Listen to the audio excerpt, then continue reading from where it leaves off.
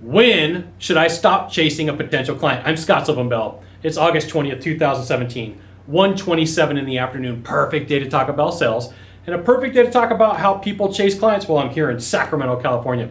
And you know, there's a couple things going on here. So first off, if you're in sales, one of the best things you can do is figure out who your buyer is and is not, because you will spend a ton of time chasing after people who never intend on buying your product or service. They can't afford it. It's not what they need. You need to really have a good process of weeding people out, for lack of better terms. Now, I'm not saying give up on people quickly, but I see a lot of salespeople waste a lot of time on people who can't buy their product, can't pay for the service, and they're just sitting there chasing them. They're doing busy work for the sake of busy work. So first off, don't do that, okay? Second, if you've identified who your buyer is and is not, and if you're dealing with somebody who's not your buyer, cut them off quickly, get them out of your office, don't deal with them, and move on, because they're going to be a thorn in your side, they're going to be a pain, they're going to create problems, they're going to complain, they're going to write bad reviews, and you're going to kick yourself. 3, this is why you need to have a pipeline, so you're not so dang desperate that you got to call somebody every morning at 8 o'clock in the morning and saying, are we doing business or not? Right? You're putting that person in way too much control if you're calling somebody every single day, because you do look desperate. So when do you cut the ties? When do you stop chasing after somebody? I've got a tickler file that for people that I've been working with for the last year, you know, and I just have this work. You can't outwork belief. I have this belief. You can't outwork me. You can only underbid me.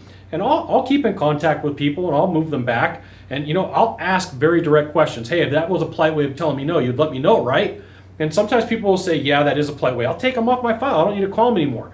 You got to ask really good questions and you got to get good with the follow-up. But you also have to realize when that person is not going to do business with you. And I see a lot of salespeople, they spend way too much time chasing people, like I said earlier, just for the sake of having the conversation of like, I kept myself busy. And if that's what you're doing, you need to recognize that you're just creating busy work and you're creating a problem for yourself, because you could be going out there and looking for a client. I also know when my best time of the day is to sell. You know, I've got a favorite time. I'm not a morning person. So if someone says, hey, Scott, I want to jump on the phone with you at 8 o'clock in the morning, I got to get all pumped up and I got to get ready for that. And if someone says, hey, I want you to follow up with me at 8 o'clock in the morning, I know that I got to get pumped up and I got to ready for that. If someone says, hey, call me at 4 in the afternoon, that's the perfect time for me. I'm live, I'm up, I'm ready to go. So part of it is know when is your best time. Know when it's the best time to follow up with a person. And get really good at asking a direct question. Hey, are we going to do business or not? I worked with this guy named Joel. And Joel was a baller in the insurance business. This guy had like no problem asking the difficult question. He would flat out ask people. We'd sit in a job or an interview for them to buy an insurance policy, and he'd be like, look, I've got other appointments. Are we doing business or not? And the first time that I heard it, I almost fell out of my chair because it was way outside of my boundary zones.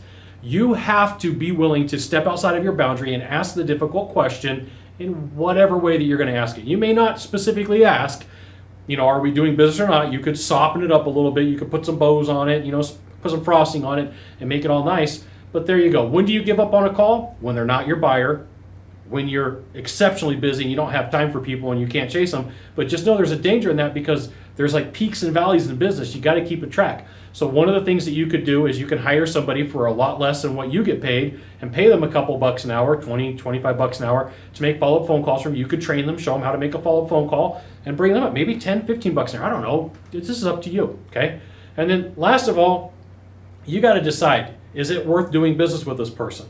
Okay? Because sometimes the juice is not worth the squeeze with some buyers. And especially if they're being super difficult and you know that they're going to be a problem. There are people who are super difficult. That's their protection. That's not what I'm talking about. I'm talking about the buyer that's going to be a thorn in the side for the rest of your life and you really don't want to deal with them.